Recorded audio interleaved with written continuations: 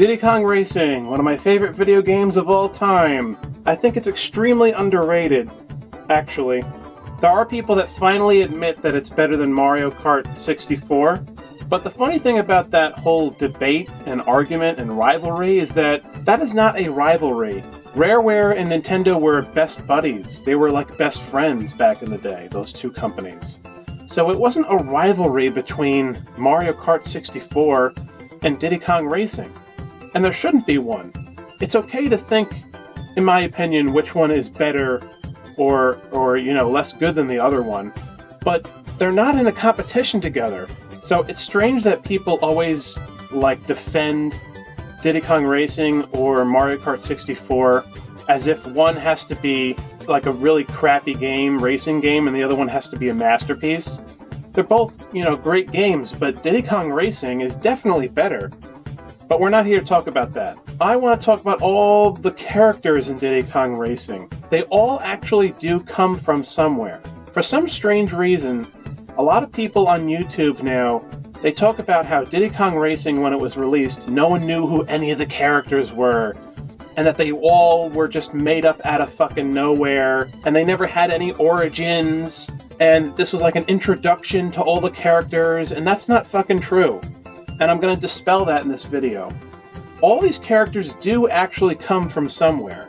And another thing is, you were meant to play and experience Diddy Kong Racing like a year after Banjo-Kazooie was released. So why can't we, treat the game and play the game and experience the game how RareWare originally intended it, for this to come out after Banjo-Kazooie and the other characters having their own games? Why can't we respect what RareWare was trying to do? Why do we have to always make these fucking reviews? All these people are on YouTube and they're like, oh, all these characters just came out of nowhere. Meanwhile, Mario Kart 64 had characters that everyone recognized. Duh.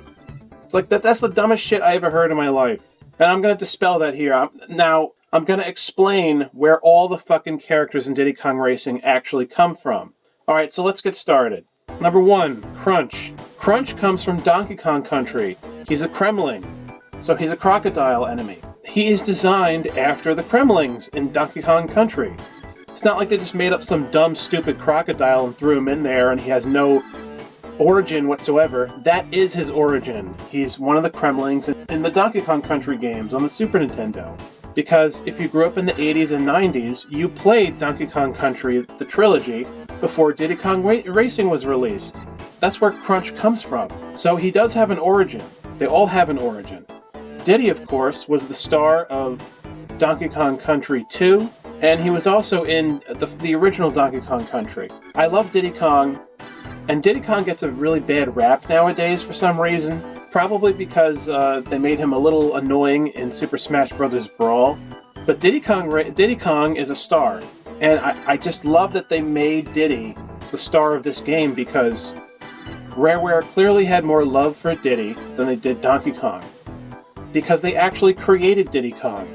Donkey Kong was a character that was, loaned out and given to RareWare for them to make something more of Donkey Kong. Because the character of Donkey Kong was practically abandoned by Nintendo. RareWare were the ones that actually rejuvenized and legitimized and created a better world for Donkey Kong and his animal buddies, the monkeys. But Diddy was always their own creation, and they made him the star of the second game. You might think he's the only recognizable star in this game, but you'd be a dumbass, because there are other stars in this game. So Diddy is not the only recognizable face here. And I would also argue he's not the most recognizable, although he is one of them. Okay, here we got the character of Drumstick. Drumstick, I will admit, he's the only character in this game that doesn't exactly come from another game. He's kind of made up for the game, but his overalls are the same as Mario. He also has Mario's colors as well, the red and blue, yellow buttons, right? Bright yellow buttons. Drumstick is significant though, because he's the fastest racer in the game, other than TT and Pipsy. Pipsy is actually the fastest racer in the game, by the way. We'll get to her later.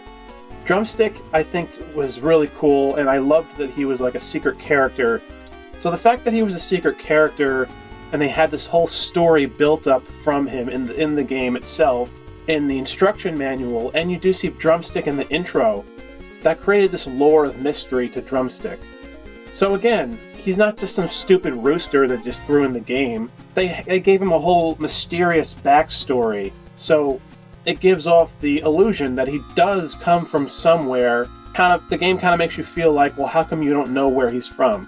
And I love that idea. Drumstick, as this rooster, he may come from Donkey Kong Country. There might be some rooster or chicken enemies in maybe the third Donkey Kong Country or something. You know, he definitely comes from somewhere. He also reminds me of the rooster mascot, the Special K cereal, definitely. Which makes sense because these are all like the RareWare mascots, and this game was heavily inspired by Mickey Mouse and the gang from Disney World. So it makes sense that they would also get inspiration from mascots of cereals and other cartoon characters as well. Drumstick was inspired from the rooster from Special K back in the 90s. I remember seeing him in like commercials and stuff and everything else. So those are the origins for Drumstick. Bumper is a badger. I think he's one of my favorite racers in the game. You know, there was a joke a couple of years ago that they say that Bumper got arrested and he was in jail. That's what the people at RareWare said. But I think he's out of jail now. Kind of odd though. Bumper himself, he's a badger. If I can recall correctly, I think there are badger enemies in Donkey Kong Country. And there are also beavers, and beavers do look like badgers. He's inspired from Donkey Kong Country because of all the enemies that come from Donkey Kong Country, which do have names. Another thing about Crunch is that he has a Skull and Crossbones jacket, purple jacket on, which is also the kind of jacket you see the Kremlings wear in Donkey Kong Country. Banjo right here, of course, one of the greatest stars of the 90s. Once again, Banjo is a character that's from Banjo-Kazooie. That's where he comes from. He doesn't just come from Diddy Kong Racing. I played Diddy Kong Racing back in the day after I played Banjo-Kazooie. So it was mind-blowing to me to see Banjo in a racing game that wasn't Banjo-Kazooie. And that's how you were meant to experience Diddy Kong Racing. And besides, most people back in the day, and people forget this, most people back in the day, they were playing Diddy Kong Racing after Banjo-Kazooie or around the same time that Banjo-Kazooie was being released. Because even though Diddy Kong Racing was one of the biggest games of 1997, that also bled into 1998. So there were a lot of people that were first playing Diddy Kong Racing in 1998, late 1997. So people were getting familiar with Banjo. RareWare really did go on their promise. Banjo-Kazooie was released, and that's where Banjo comes from. He's not like vastly different than he is in the official Banjo-Kazooie game. He's the same. Same voice, same everything.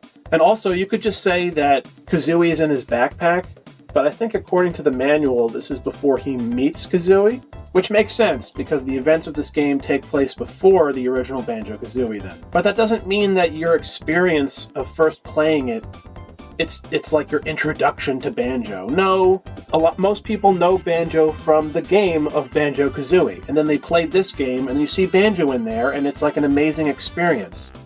Why does everybody have to ruin that? By every time people review this game, they're always like, oh, all these characters come from fucking nowhere. They just came out of thin air, so Mario Kart 64 is better then. Duh! No, that's the dumbest fucking shit I ever heard in my life.